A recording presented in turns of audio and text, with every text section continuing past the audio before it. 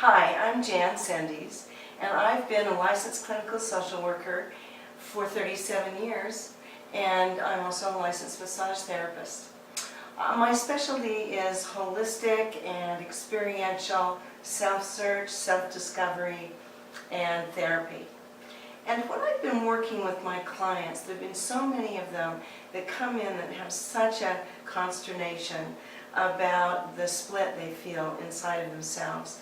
They know better, but they feel a different thing, and they don't know how to get more congruent and more authentic and genuine. So I developed the Snowman as a way to help people have deeper understanding about the human experience and deeper compassion for themselves. So what I want to suggest is that this is an idea about thinking about being human. It's not the right idea, and it's not the only idea. It's just my idea to help you maybe look at yourselves and your struggles a little bit differently. So I want to suggest that there are three parts to a human being. The first part, for lack of a better word, we're going to say is the mind.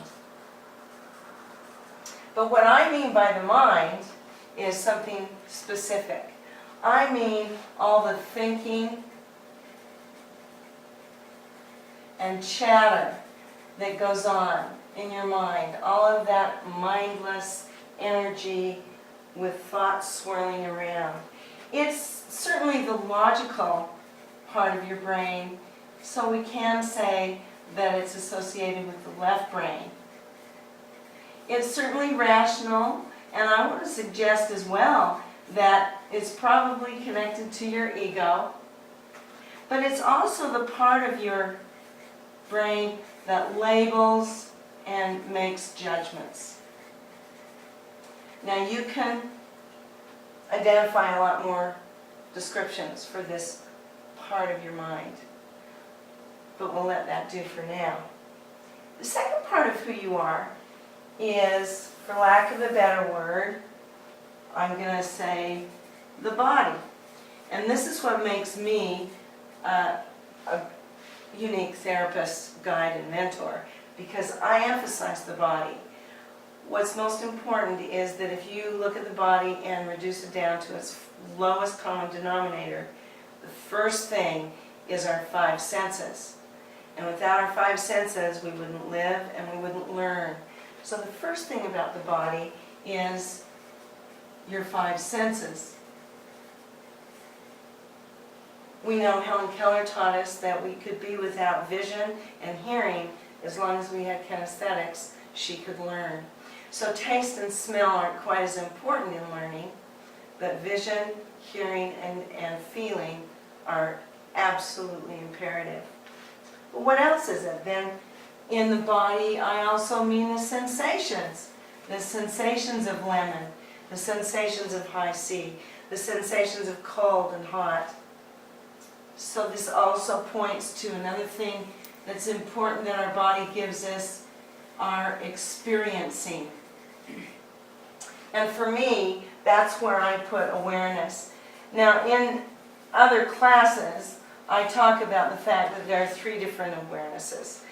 The most important awareness in my mind is awareness of your five senses. That grounds you, that gives you presence in your life, in the moment, and that's absolutely imperative also. The other thing that goes in this bailiwick is what I call feelings, because I believe that feelings come from a sensation. It's actual feeling in your body. So where are emotions? One 16-year-old teenager in 37 years could tell me the right answer. Emotions are right here. And the reason why is because if you think about it, when you say I love you, or I'm mad at you, or I'm afraid, what's going on? What's going on is that, number one, you're having sensations from your body on which you're putting a label. So emotions are where you start getting all messed up, because there are a lot of experiences we have when we're little kids, and we make a label that it's about us.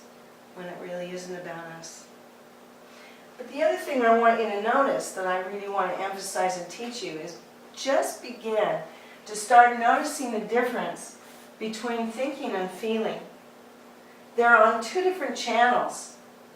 You know, years ago in 1970, the National Training Labs went around in organizational development. They said, you know, you're going to get a lot more agreements, negotiations are going to be more successful if you just say, I feel. Now, I'm not blaming the National Training Labs, but boy, in the 70s, people really started to say, I feel, when it's absolutely not a feeling. Like, for instance, where do you want to go to lunch? Oh, I feel like McDonald's. That's not a feeling. Or, I feel like sushi. Oh, dear. You know, so it's going to be helpful for you to get even clear on what you're feeling and thinking if you also listen to your words. And just actually interrupt yourself and say, no, I don't feel that, I think it. I did that when I was 22 years old working at the university. I actually stopped and corrected my language. It took me about 4 months before I was pretty close at being able to say what I meant and meant what I say. So when you say, I think I'd like to go to McDonald's, that's an accurate thought. I feel warm and excited to talk to you tonight, that's a feeling. I'm feeling it in my belly. So to begin to just watch yourselves during your day, when do you say I think? Is it a thought? And when you say I feel, where do you feel it in your body? Because if you don't feel the feeling in your body that you're labeling, then it's probably a thought. So now let's look at what happens. Oh, wait a minute. We've got the third part of the snowman. The third part of the snowman, for lack of a better word, I'm going to put the soul. I don't mean anything religious by that. I mean it spiritually. And it's actually, when we start talking about your spiritual side, this whole story doesn't quite hold up. Because really, soul is everywhere. But for the story, we're going to put it here. And we're going to talk about it just being two things. We're going to talk about it being energy and vibes. You know, a lot of people are able to relate to those words now. I mean, even, remember years ago, there was some meeting in Switzerland, and the headline of the newspaper was, "The energy of the summit was tense." You know, so it's really, we've really come a long way in being able to talk honestly and openly in everyday life about there are energies and vibrations that we're noticing, we're affected by, and that we want to learn more about. So now let's see what happens. First we're going to talk about Mother Bear up in Oakley. Mother Bear up in Oakley has a sensation. It rises up through her central nervous system, and she identifies that she's thirsty, and so then she goes right over to the Weber River and takes a drink. Now that's a big deal. In the 50s, 40s, 50s, and 60s, even Freud, Carl Rogers, Abraham Maslow, Artie Lang, were all saying that's really healthy behavior. We're born to engage the world. We have an experience, we have a feeling and a sensation, and we identify how to meet it or how to express it, and then we engage the world. That's healthy behavior. You know, Freud said that's the lack of neuroses. So that's an important thing to understand. We are born to engage the world. It's healthy behavior. And I'm just trying to think, oh, how can I make this more artistic, or how can I make it more metaphorical and poetic so I can relate to it more? And I thought, well, I thought of lights. You know, when a light's turned on, you know that the wires from the lamp and into the wall and the wires in the wall into the source are all connected up, and there's light. And when you turn the switch off, the light goes off and the circuit, or all of the wires, are broken. And so I was thinking, this idea of I'm having a sensation and then I long circuit in the world is like light. It's like a light being on. It's a completed circuit. So I think of it as light, completion, and connection. And so I call it a long circuit. And there are a lot of people in my life that will hear me say, oh, wait a minute, I need to long circuit. Which kind of means that I'm aware that I have something I need to express in love and harmlessness, or with right timing, tact, and dosage. And if I don't long circuit, I might not keep that healthy behavior going for myself and engaging in the world. So that's what happens with Mother Bear, but let's look and see what humans do differently. My son Nicholas, and I have permission to talk about him. When he was 3 years old, we were going through the checkout line at a grocery store, and he long-circuited at me and reached over and bit my thigh as hard as he could and didn't let go. I turned 8 shades of white, started to shake. The clerk said, Jan, are you okay? And I said, no, Nicholas is clamped onto my thigh, and I had to pull him off, and by that time I was starting to shake. And I got him into the cart, and then I went back to the little table where you fill out your check.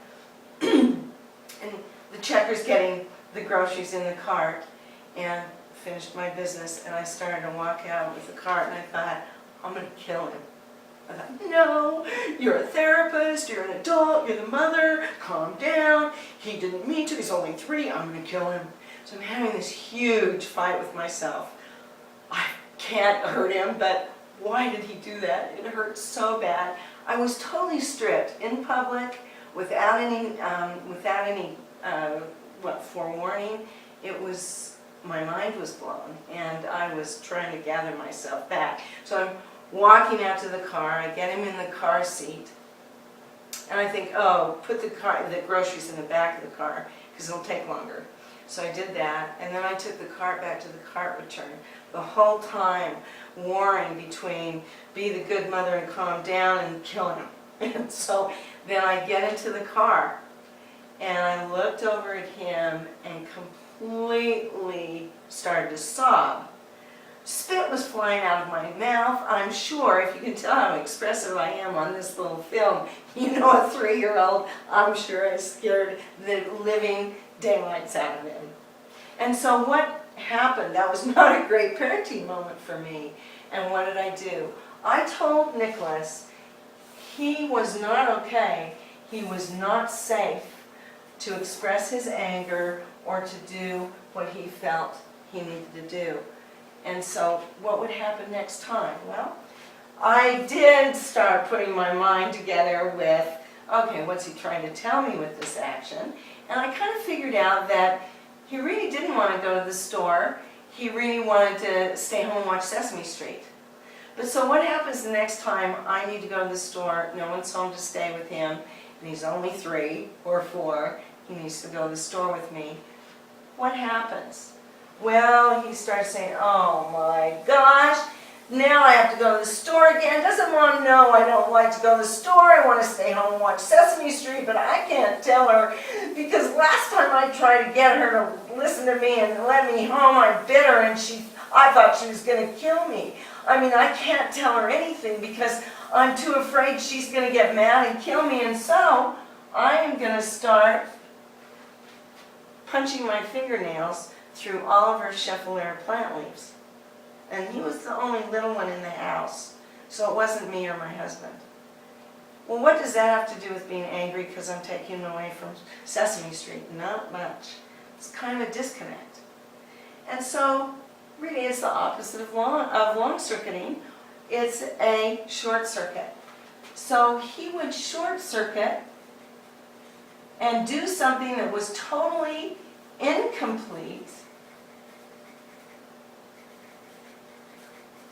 a disconnect with what he was feeling or needing, and you know, it's kind of dark as opposed to our light over here.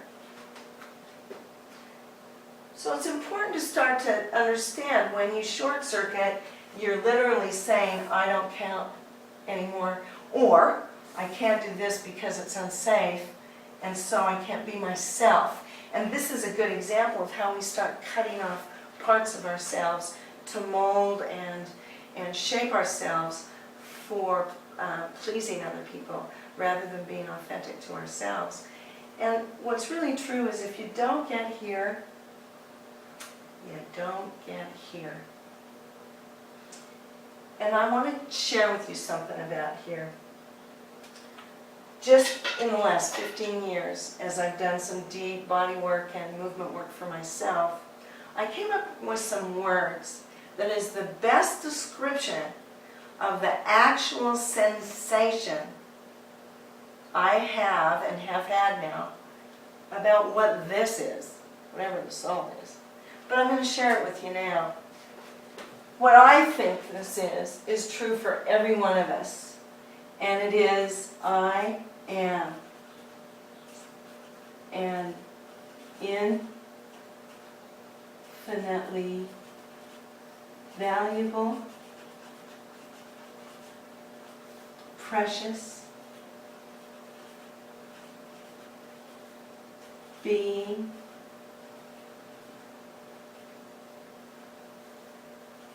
of light in a human body.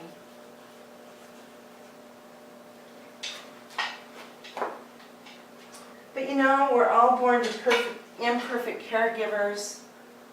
You know, the bumper stickers, shit happens.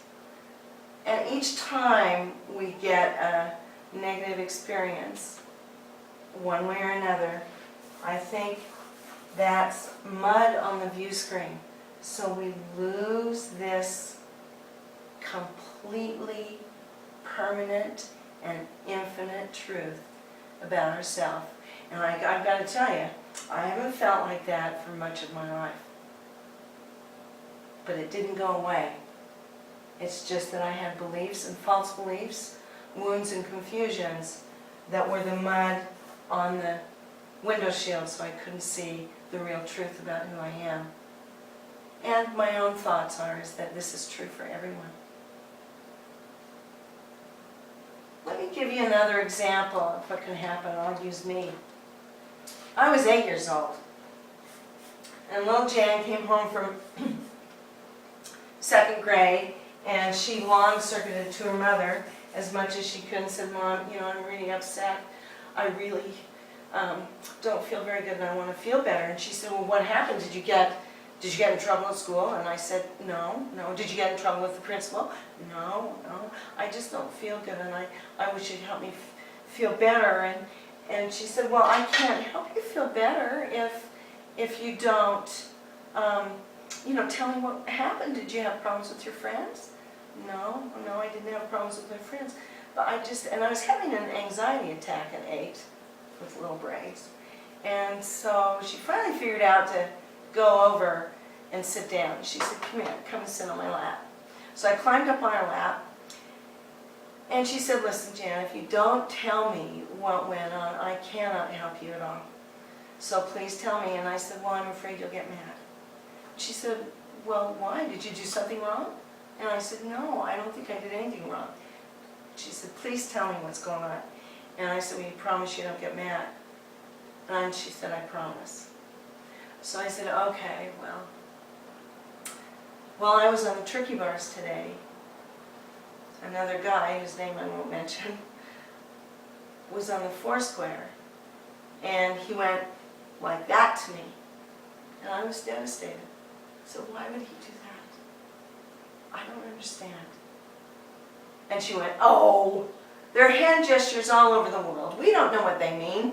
You know, hand gestures from different cultures. Don't feel bad. You shouldn't feel bad. Don't be silly.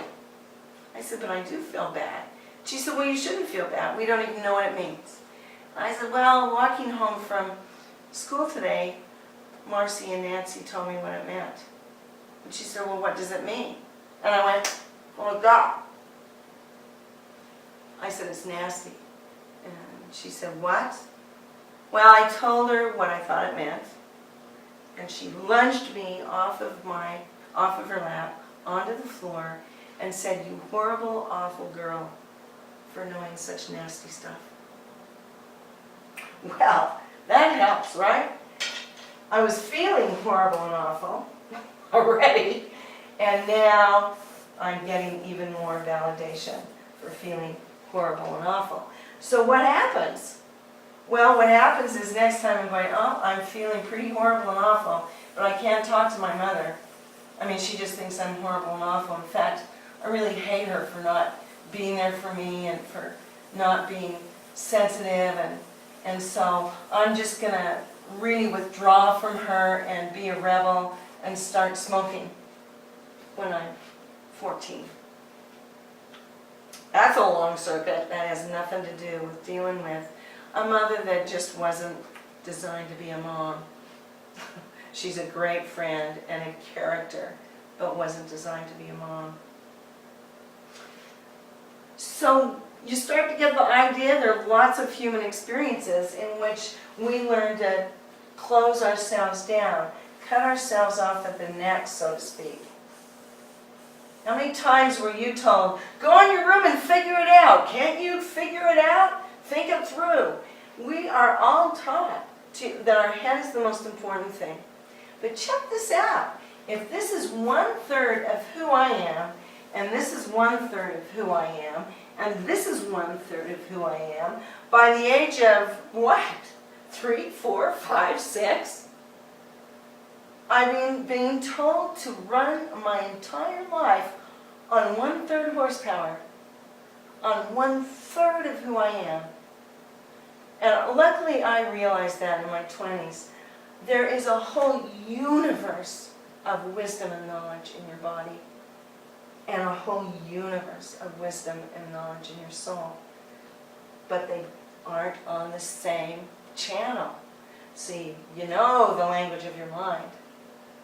You need to learn the language of your body, and you need to learn the language of your soul. And it's fun. It's way more fun than doing the chatter up here. All this scary, what if thinking, all of the chatter and worrying and anger and blaming and all that kind of stuff was labeled in the 70s, because I mostly got this from Gestalt therapy.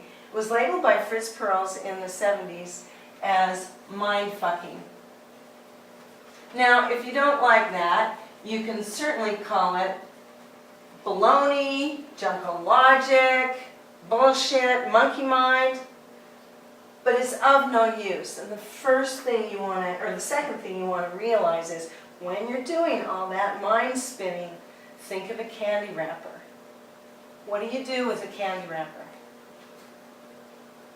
Nothing, or at least you throw it away. I can think of one other thing. You can put your used gum in the candy wrapper and then throw it away. So, mind fucking, all of this thinking about is useless. And actually, this is what upsets the body in psychosomatic illness so much. That's another story, another time. So, what I want to say about this that's really important though, because it came out a lot in the 70s, is that no one should make you go down here and deal with these things. When you go to therapy or you work with me or other people, we make windows and doors in the blocks and hang-ups that you have. You go down here in the safety of a loving, caring, impartial environment with compassion, and you can bring it up and practice long circuiting in love and harmlessness. But it's always to be done with free will choice. I believe no one has the right to make you deal with something until you're ready. And the other thing is, like I was pretty angry at my mom, so I had to look at my homicidal tendencies. But that doesn't mean that I am going to go down in a long circuit by going and being homicidal. I can do other things, writing letters, pounding on pillows. The point is, you still long circuit in love and harmlessness.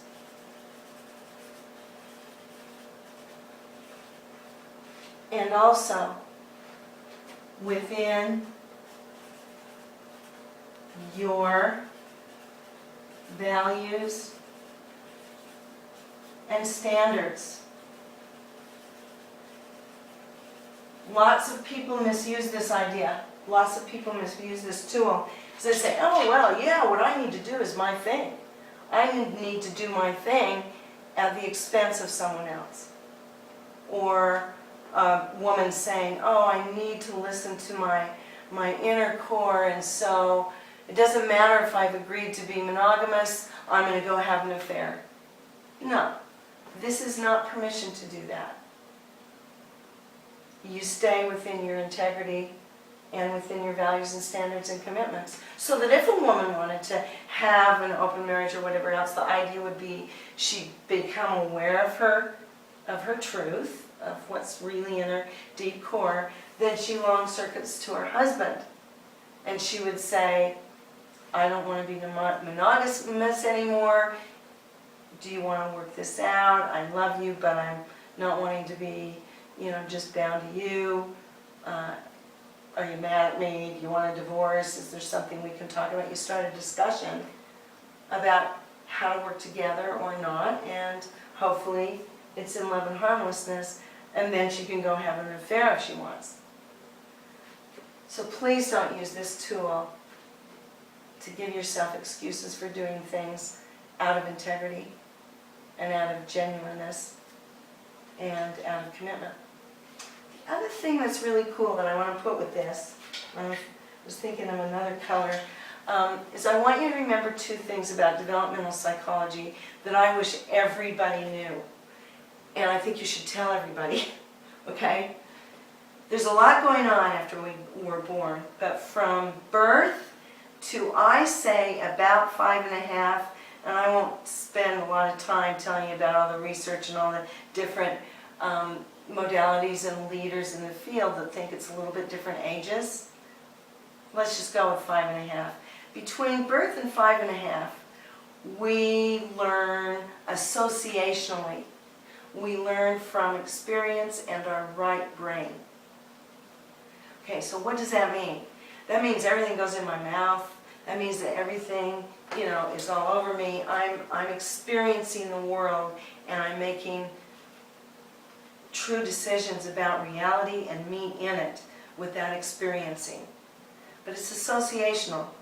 For instance, if I'm 18 months old and I'm in the high chair with my sippy cup of orange juice, and Mom's at the sink, and a car backfires out front, and Mom jumps, and I get scared, and my sippy cup spills orange juice all over me, so I start to cry, then she starts to cry, because we're both scared, and then I become allergic to orange juice. Now, oddly enough, that happens a lot. That's associational learning. But all of you educators out there will know a lot more about associational and that early experiential learning than I do. Then at about 5.5 or 6, there's a huge growth spurt in the left cerebral cortex, and your executive functioning, and you start to use more logic, sequencing, and spatial relationships and associations, deduction. And so there's a big growth spurt in your left brain. What happens to all that right brain learning? Well, they say it goes subconscious. So do you get that between birth and 5.5, you develop your basic belief system about the world, and you in it, without even understanding the world? So what I want you to remember, this sort of puts it all together, between 0 and 5.5, you develop your basic belief system. Now, hear me, because when I say those words, they don't sound all that powerful. Think about it for a minute. Follow it out to its logical conclusion. By 5.5, you have the whole idea about the world and everything in it. Pretty dicey. But then there's a couple of other things going on too. During this time period, you know, you've seen your kids, your brothers, sisters. Two things, as well as a trillion things, are going on. The two things I want to highlight. Emotionally,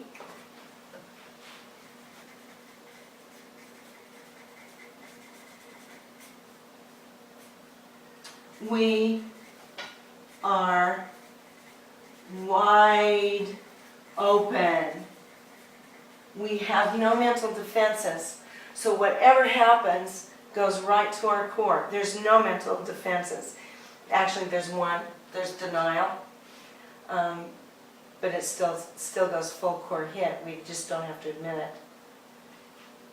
The other thing is that we are egocentric. So what does that mean?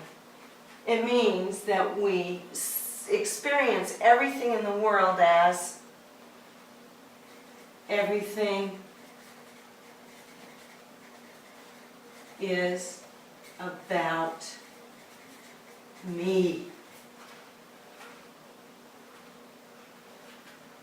So, you know, it's pretty scary when you look up here and you think of the experiencing that you've had and how you may have labeled so many things about you that really weren't about you. Another way that you think about this belief system, just like I've drawn before, is that there's you and your lens on the world. And every single experience that you've had, you looked through that lens before you get to the world. Remember that. You're not meeting me. You're not meeting your sister. You're meeting her lens on the world. So another time I want to do one of these little lessons on the love space, because it can really help. You understand that you need to work with the way people see the world, the other person's perceptual lens on the world, and not take things so personally. But I hope today that this has helped you to understand that, gee, there are a lot of things that you probably didn't get to understand about yourself, and that you did probably form a lot of false beliefs about yourself and the world that aren't true. So it makes it more and more difficult to be in harmony, to be accepting, to be relaxed, to be at peace and have balance in your life.